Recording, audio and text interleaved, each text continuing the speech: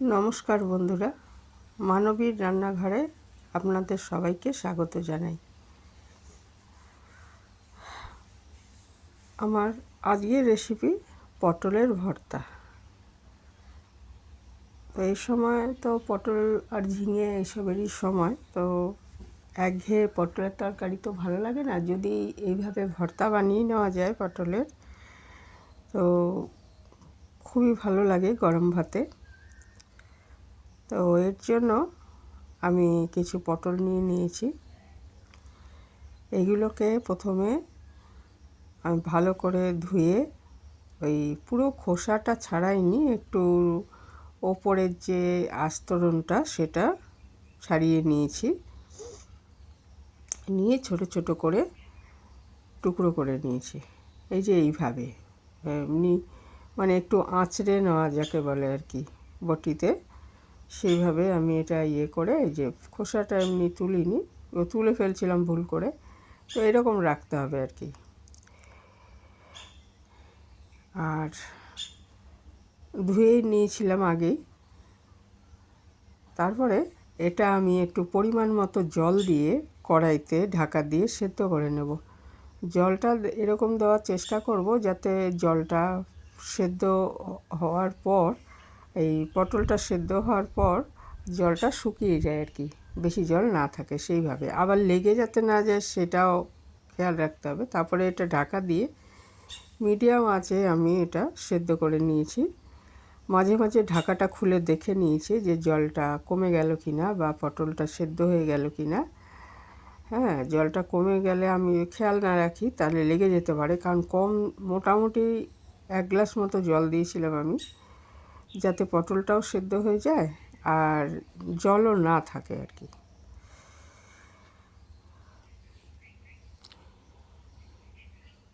কারণ বেশি জল দিয়ে সেদ্ধ করলে জলটা ফেলে দিলে স্বাদটা নষ্ট হয়ে যাবে, সেই জন্য আর কি। তারপর এটাকে আমি নিজে থেকে ঠান্ডা হতে দিয়েছি। এটা গরম অবস্থায় গ্রাইন্ডারে দেওয়া যাবে না, ঠান্ডা করার পর গ্রাইন্ডারে দিয়ে এটা আমি পেস্ট করে নিয়েছি। আর সেদ্ধ হওয়ার সময় কিন্তু কোনো নুন দিইনি। এই যে এটা আমি পেস্ট করে নিয়েছি।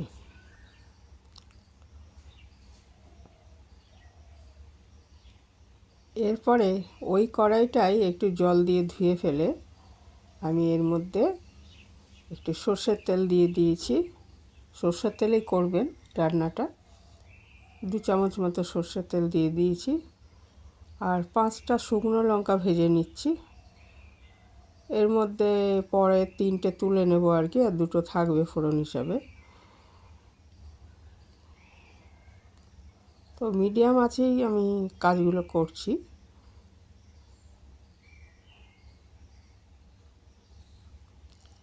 এই আমি 3টে লঙ্কা তুলে আলাদা করে রেখে দিচ্ছি। আর ওদিকে আমি 2টো মাঝারি সাইজের পেঁয়াজ কেটে নিয়েছি, 10-12টা রসুন কুচি করে নিয়েছি। 3টে লঙ্কা তুলে নেওয়ার পর আমি ওর মধ্যে কালো জিরা ফোড়ন দিলাম 1 চামচ মতো।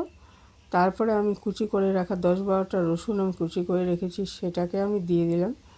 রসুনটা একটু ভাজা ভাজা হয়ে গেলে, গন্ধ ছেড়ে গেলে, তার মধ্যে আমি 2টো মাঝারি সাইজের পেঁয়াজ কুচি করে রেখেছিলাম সেটা এর মধ্যে দিয়ে দিলাম। দিয়ে খুব ভালো করে ভেজে নিচ্ছি।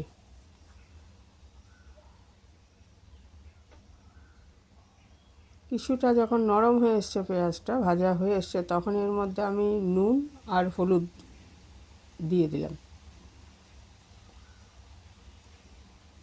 নুনটা আমি 1 চামচের একটু কম দিয়েছি, আর যে পরিমাণ পটল নেওয়া হবে সে অনুযায়ী দিতে হবে নুনটা।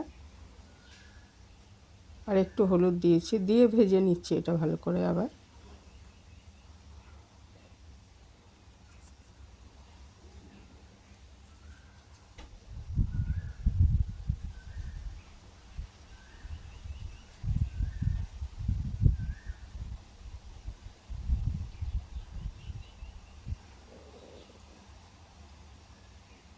পেঁয়াজটা ভাজা হয়ে গেছে।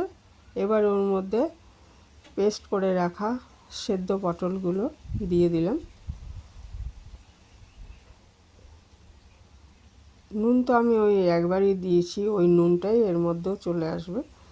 আর সামান্য একটু, একটা ছোটো চামচেরও হাফ চামচ একটু চিনি দিয়ে দিলাম, স্বাদটা একটু ব্যালেন্স হওয়ার জন্য, একটু ভালো লাগবে খেতে এই জন্য। চিনিটা ইচ্ছে করলে স্কিপ করতে পারেন, খুবই সামান্য দিয়েছি। দিয়ে এটা এই মিডিয়াম আঁচেই খুব ভালো করে এটা নাড়াচাড়া করে একটু ভাজা ভাজা করে আসতে হবে, মানে ওই যে জলীয় ভাবটা রয়েছে সেটা চলে যাবে আর কি, তাহলেই ভর্তাটা তৈরি হয়ে যাবে। এটা ক্রমাগত নাড়তে হবে, নেড়ে এটা শুকনো শুকনো ভাব খানিকটা চলে এলে, এই যে আমি এই 3টে লঙ্কা তুলে রেখেছিলাম, তার মধ্যে 2টো ভাজা লঙ্কা একটু ভেঙে এর মধ্যে মিশিয়ে দিলাম। আর আমি কোনো শুকনো লঙ্কার গুঁড়ো দিইনি, আর আমি কাঁচা লঙ্কাও দিয়ে দিয়েছি 2টো। তো কাঁচা লঙ্কা চিড়ে দিয়েছি, কাজেই ওই ঝালটা আর ওই ভাজা লঙ্কার ঝালটাতে এটা যথেষ্ট ঝাল হয়ে যাবে, কাজেই আর গুঁড়ো লঙ্কা আমি দিইনি। আর লাস্টে আমি 1 চামচ সর্ষের তেল ওপর থেকে ছড়িয়ে দিলাম, যখন ভর্তাটা হয়েই গেছে প্রায়, সেই সময় ছড়িয়ে দিলাম। এই সময় কাঁচা তেলটা দিলে খুব সুন্দর একটা গন্ধ হবে এবং খেতেও ভালো লাগবে, সেই জন্য এটা দেওয়া। আর একটু নাড়াচাড়া করে, ভর্তা হয়েই গেছে, সর্ষের তেলটা দেওয়ার পর একটু নাড়াচাড়া করে নিলেই ব্যাস আমাদের ভর্তা পরিবেশনের জন্য তৈরি। গরম ভাতে খেতে এটা অসাধারণ লাগে, যারা বানান তারা জানাননি। এখানেই শেষ করলাম, ভালো থাকবেন সবাই।